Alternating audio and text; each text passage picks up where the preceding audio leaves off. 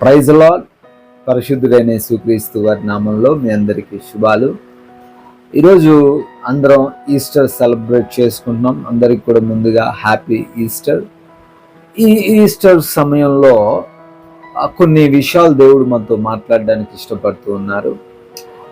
వాక్య భాగాన్ని మనం చూసినట్లయితే లూకా సువార్త 24వ అధ్యాయము 7వ వచనము. Luke chapter 24:7. మనుష్య కుమారుడు పాపిష్టులైన మనుషుల చేతికి అప్పగింపబడి సిలువ వేయబడి 3వ దినమందు లేవవలసి ఉన్నదని ఆయన మీతో చెప్పిన మాట జ్ఞాపకం చేసుకున్నది అని వారితో అనిరి. That the son of the man must be delivered into the hands of sinful man and be crucified and on the third day rise. And they remembered his words. ఇక్కడ లేఖన భాగాల్లో చూస్తే యేసుక్రీస్తు వారు చనిపోయిన 3వ దినమున ఈ యొక్క పరిస్థితి జరుగుతున్నట్లుగా చూడొచ్చు. ఆయన సమాధిలో ఉంచబడ్డాడని మనం అందరం కూడా గ్రహించాం. ఆయన సమాధిలో ఉంచబడ్డాడు. ఆ సమాధి దగ్గరికి ఆదివారం తెల్లవారుతున్న సమయంలో ఇద్దరు స్త్రీలు, మరియా మరి ఒక మరియా అని చెప్పి ఇద్దరు స్త్రీలు వెళ్ళి ఆయనకి సుగంధ ద్రవ్యములు పూయాలని వెళ్ళారు. వాళ్ళు అనుకుంటున్నారు రెగ్యులర్గా ఈ యొక్క యూదులు చేసే ఆ యొక్క కార్యక్రమాన్ని మేము కూడా చేయాలి, యేసుక్రీస్తు వారిని అలాగనే వదిలేయకూడదు, మనం సుగంధ ద్రవ్యములు పూసేసి వచ్చేద్దాం అని చెప్పి వాళ్ళ యొక్క ఆలోచన. అయితే తీరా అక్కడికి వెళ్ళి చూస్తే మొదటగా ఆ రాయి దొర్లింపబడి ఉందంట. ఏదైతే సమాధికి అడ్డుగా వేసి ఉన్నారో ఆ రాయి దొర్లింపబడి ఉంది. రెండోదిగా మనం చూస్తే ఆ సమాధి ఖాళీగా ఉంది. There is a empty tome. ఒక ఖాళీ సమాధిని వాళ్ళు అక్కడ చూస్తూ ఉన్నారు. వాళ్ళు షాక్ అయ్యారు, వాళ్ళు ఆశ్చర్యపోయారు. ఎక్కడికి యేసయ్యని ఎవరో ఎత్తుకొని వెళ్ళిపోయారు, యేసయ్యని ఎవరో తీసుకొని వెళ్ళిపోయారు, మా యేసయ్యని ఎవరో దొంగిలించారు. వాళ్ళు ఎప్పుడు కూడా ఆ మాటనే ఆలోచిస్తున్నారు కానీ యేసయ్య చెప్పిన మాటను జ్ఞాపకం చేసుకోలేకపోతున్నారు.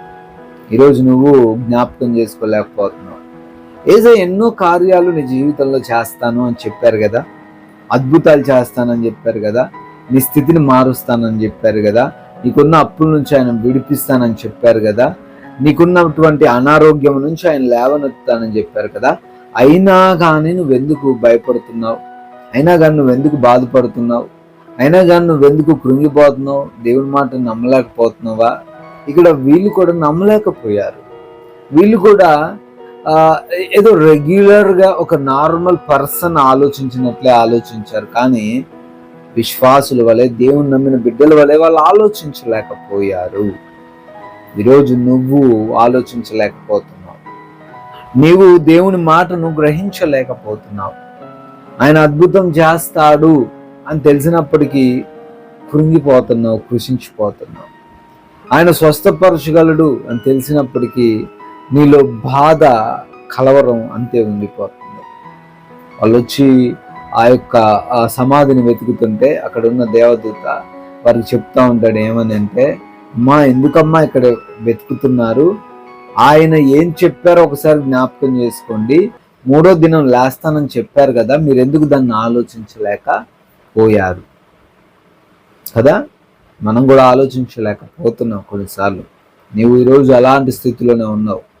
అపవాదిని కనులను మూసేసింది. నీ చెవులకు దేవుని కార్యాలు వినపడకుండా, ఆయన మాటలు వినపడకుండా మూసివేశాడు అపవాది. జాగ్రత్త, దేవుని నమ్ము, దేవుడి వాగ్దానాలని స్వతంత్రించుకో, ఆయన చెప్పిన మాటలను రిసీవ్ చేసుకో. ప్రాముఖ్యంగా నువ్వు వాటిని ఈరోజు దేవుడి మాటలు జ్ఞాపకం చేసుకోమని వాక్యం సెలవిస్తుంది. సో ఈరోజు నా ఈస్టర్ సందర్భంలో దేవుడు అంటున్నాడు, ఒక్కసారి నేను మీ జీవితంలో కూడా చేసిన వాగ్దానాన్ని మీరు జ్ఞాపకం చేసుకోండి.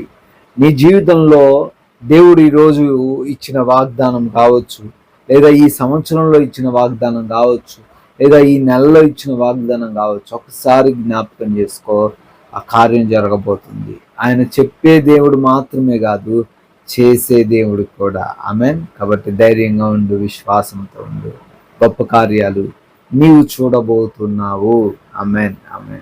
కృపా సత్య సంపూర్ణుడ స్తోత్రాలు నాయన. అవునయ్యా, నీవు చెప్పామంటే అది చేస్తావు అని, మేమే దాన్ని జ్ఞాపకం చేసుకోనకుండా మర్చిపోతున్నాము అని ఈరోజు మాకు తెలియపరిచినందుకు వందనాలు. బిడ్డలు ఎవరైతే మాటలు విన్నారో వారి జీవితాల్లో ఈ యొక్క మాటలను స్థిరపరచండి. బిడ్డలు నాయన మీరు ఇచ్చిన వాగ్దానాన్ని బట్టి జ్ఞాపకం చేసుకొని ధైర్యముగా బలంగా ఉండడానికి కృప చూపించండి. అనారోగ్యం నుంచి విడుదల, స్వస్థత దయచేయండి.